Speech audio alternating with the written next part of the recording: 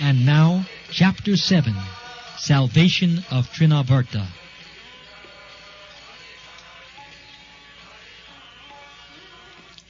The Supreme Personality of Godhead, Krishna, is always full of 6 opulences, namely complete wealth, complete strength, complete fame, complete knowledge, complete beauty, and complete renunciation. The Lord appears in different, complete, eternal forms of incarnation. The conditioned soul has immense opportunity to hear about the transcendental activities of the Lord in these different incarnations. In the Bhagavad Gita it is said, Janma karma chame divyam. The pastimes and activities of the Lord are not material. They are beyond the material conception. But the conditioned soul can benefit by hearing such uncommon activities. Hearing is an opportunity to associate with the Lord. To hear of His activities is to evolve to the transcendental nature simply by hearing. The conditioned soul has a natural aptitude to hear something about other conditioned souls in the form of fiction, drama, and novel. That inclination to hear something about others may be utilized in hearing the pastimes of the Lord. Then one can immediately evolve to his transcendental nature. Krishna's pastimes are not only beautiful, they are also very pleasing to the mind.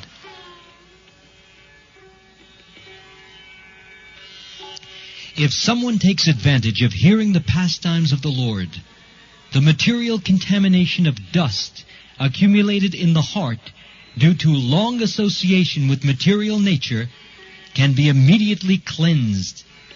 Lord Chaitanya also instructed that simply by hearing the transcendental name of Lord Krishna, one can cleanse the heart of all material contamination. There are different processes for self-realization, but this process of devotional service, of which hearing is the most important function, when adopted by any conditioned soul, will automatically cleanse him of the material contamination and enable him to realize his real constitutional position. Conditional life is due to this contamination only, and as soon as it is cleared off, then naturally the dormant function of the living entity rendering service to the Lord awakens. By developing his eternal relationship with the Supreme Lord, one becomes eligible to create friendship with the devotees. Maharaj Parikshit recommended, from practical experience, that everyone try to hear about the transcendental pastimes of the Lord.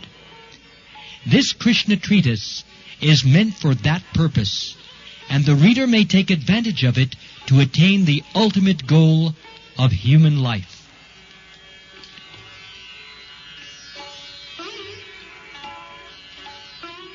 The Lord, out of His causeless mercy, descends on this material world and displays His activities just like an ordinary man. Unfortunately, the impersonalists, or the atheistic class of men, consider Krishna to be an ordinary man like themselves, and so they deride Him. This is condemned in the Bhagavad Gita by the Lord Himself when He says, Avajanati mamudha. The mudhas, or the rascals, take Krishna to be an ordinary man, or a slightly more powerful man. Out of their great misfortune, they cannot accept Him as the Supreme Personality of Godhead. Sometimes such unfortunate persons misrepresent themselves as incarnations of Krishna without referring to the authorized scriptures.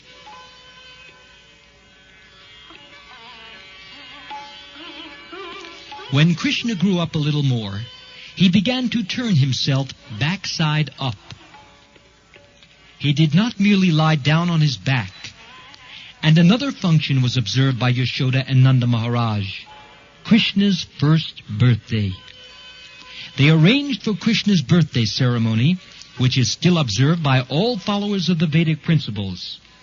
Krishna's birthday ceremony is observed in India by all Hindus, irrespective of different sectarian views.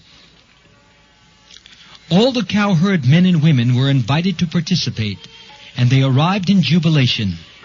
A nice band played, and the people assembled enjoyed it. All the learned Brahmins were invited, and they chanted Vedic hymns for the good fortune of Krishna. During the chanting of the Vedic hymns and playing of the bands, Krishna was bathed by Mother Yashoda. This bathing ceremony is technically called Abhishek, and even today this is observed in all the temples of Vrindavan as Janmashtami Day, or the birthday anniversary of Lord Krishna.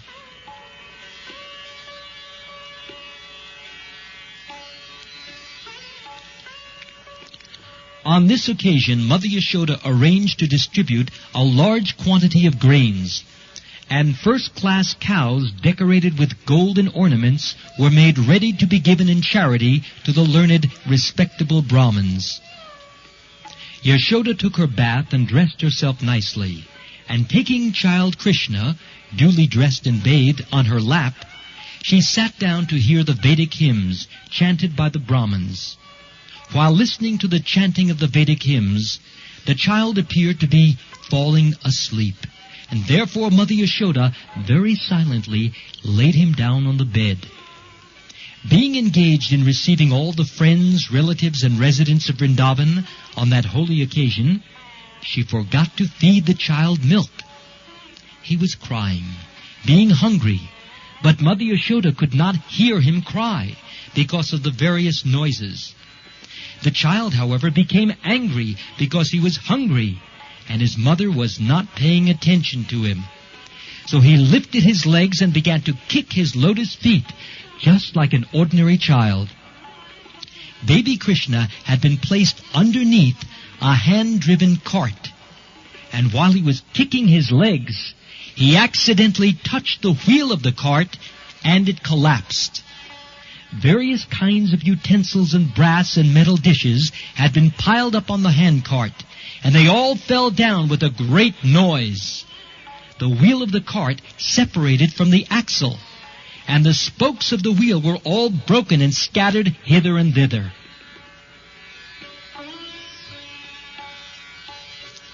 Mother Yashoda and all the gopis, as well as Maharaj Nanda and the cowherd men, were astonished as to how the cart could have collapsed by itself. All the men and women who were assembled for the holy function crowded around and began to suggest how the cart might have collapsed. No one could ascertain the cause, but some small children who were entrusted to play with baby Krishna informed the crowd that it was due to Krishna striking his feet against the wheel. They assured the crowd that they had seen how it had happened with their own eyes, and they strongly asserted the point. Some were listening to the statement of the small children, but others said, "How can you believe the statements of these children?" The cowherd men and women could not understand that the all-powerful personality of Godhead was lying there as a baby, and that he could do anything. Both the possible and the impossible were in his power. While the discussion was going on, baby Krishna cried. Without remonstration, Mother Yashoda picked the child up on her lap and called the learned Brahmins to chant holy Vedic hymns to counteract the evil spirits. At that time, she allowed the baby to suck her breast. If a child sucks the mother's breast nicely, it is to be understood that he is out of all danger. After this, all the stronger cowherd men put the broken cart in order, and all the scattered things were set up nicely as before. The Brahmins thereafter began to offer oblations to the sacrificial fire with yogurt, butter, kusha grass, and water. They worshipped the Supreme Personality of Godhead for the good fortune of the child. The Brahmins who were present at that time were all qualified because they were not envious. They never indulged in untruthfulness. They were never proud. They were non-violent, and they never claimed any false prestige. They were all bona fide Brahmins, and there was no reason to think that their blessing would be useless. With firm faith in the qualified Brahmins, Nanda Maharaj took his child on his lap and bathed him with water mixed with various herbs, while the Brahmins chanted hymns from the Rig, Yajur, and Sama Vedas.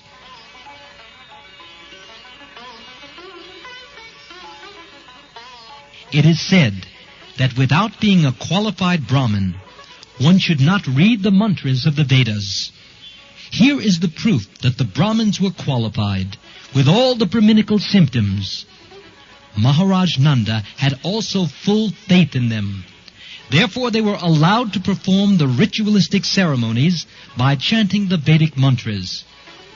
There are many different varieties of sacrifices recommended for different purposes, but the mantras are all to be chanted by qualified Brahmins. And because in this age of Kali, such qualified Brahmins are not available, all Vedic ritualistic sacrifices are forbidden.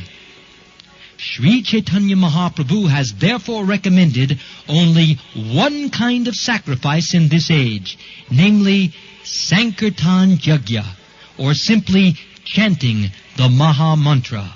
Hare Krishna, Krishna Krishna, Hare Hare, Hare Rama, Rama Rama, Hare Hare.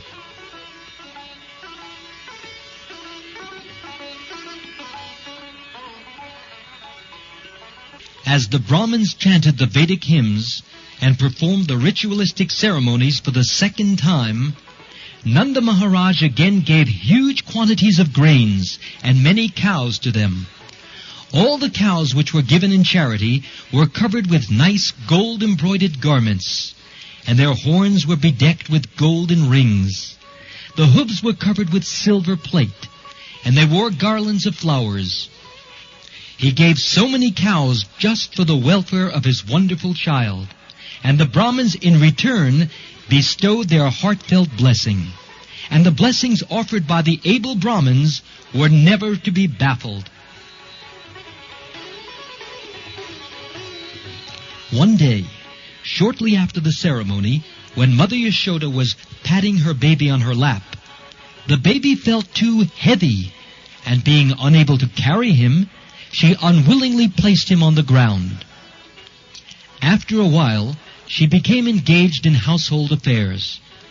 At that time, one of the servants of Kamsa, known as Trnavarta, as instructed by Kamsa, appeared there in the shape of a whirlwind. He picked the child up on his shoulders and raised a great dust storm all over Vrindavan. Because of this, everyone's eyes became covered within a few moments, and the whole area of Vrindavan became densely dark, so that no one could see himself or anyone else. During this great catastrophe, Mother Yashoda could not see her baby, who was taken away by the whirlwind, and she began to cry very piteously. She fell down on the ground exactly like a cow who has just lost her calf. When Mother Yashoda was so piteously crying, all the cowherd women immediately came and began to look for the baby, but they were disappointed and could not find him.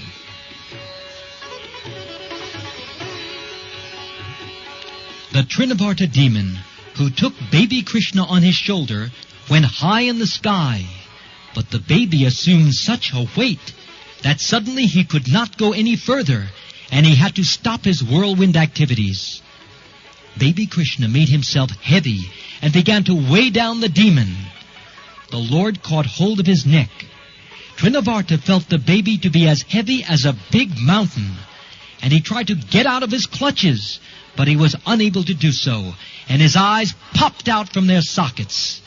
Crying fiercely, he fell down to the ground of Vrindavan and died.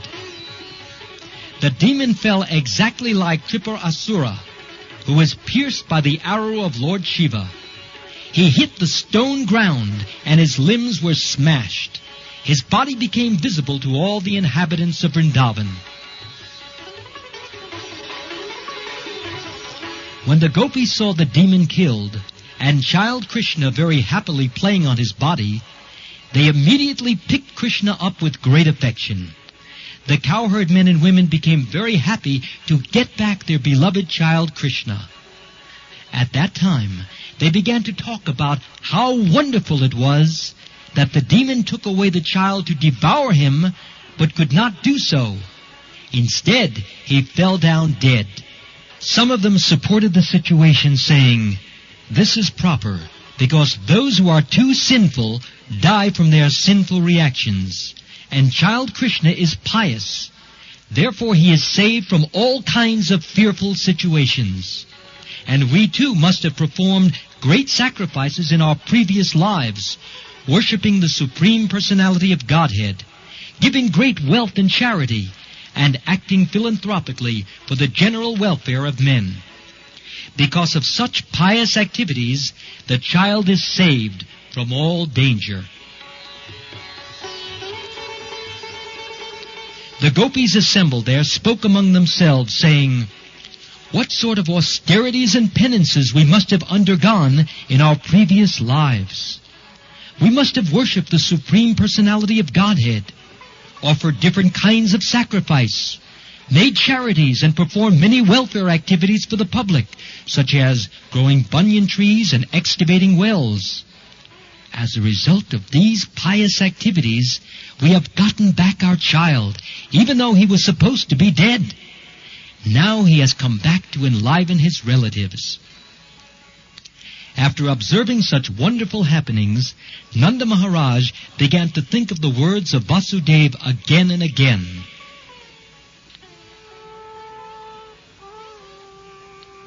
After this incident, when Yashoda once was nursing her child and patting him with great affection, there streamed a profuse supply of milk from her breast. And when she opened the mouth of the child with her fingers, she suddenly saw the universal manifestation within his mouth. She saw within the mouth of Krishna the whole sky, including the luminaries, stars in all directions, the sun, moon, fire, air, seas, islands, mountains, rivers, forests, and all other movable and immovable entities. When Mother Yashoda saw this, her heart began to throb, and she murmured within herself, "How wonderful this is!" She could not express anything, but simply closed her eyes. She was absorbed in wonderful thoughts. Krishna's showing this universal form of the Supreme Personality of Godhead, even when lying down on the lap of his mother, proves that the Supreme Personality of Godhead is always the Supreme Personality of Godhead, whether he is manifested as a child on the lap of his mother or as a charioteer on the battlefield of Kurukshetra. The concoction of the impersonalist that one can become God by meditation or by some artificial material activities is herewith declared false. God is always God, in any condition or status, and the living entities are always the parts and parcels of the Supreme Lord. They can never be equal to the inconceivable supernatural power of the Supreme Personality of Godhead. Thus ends the Bhaktivedanta purport of the 7th chapter of Krishna, Salvation of Trnavarta.